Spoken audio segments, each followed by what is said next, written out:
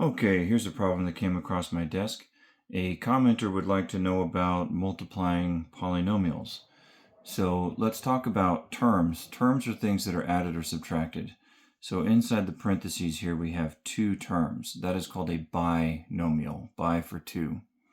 And here in front of the parentheses we have one term. One term might have multiple factors, but it's still just one term being added or subtracted. That is called a monomial, mono for one.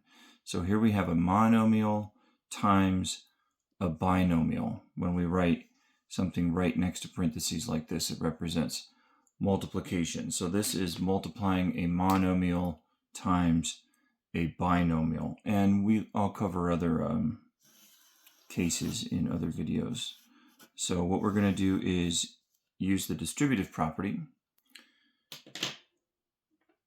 So we're going to distribute, which means we're going to multiply that first term, that coefficient, times each term in the parentheses. So I'm going to do two separate multiplications here.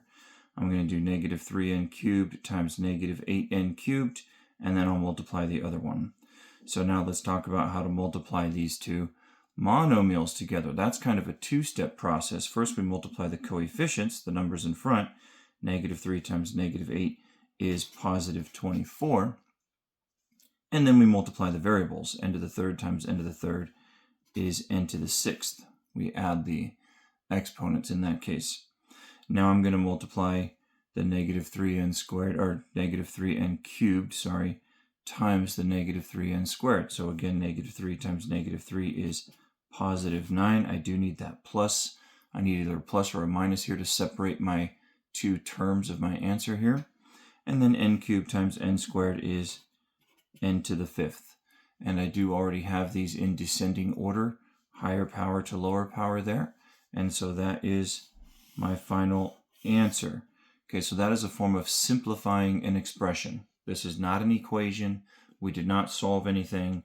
We simplified an expression. So this was given to us in what you could call factored form, and we have put it in simplest form, or you could also call that standard form.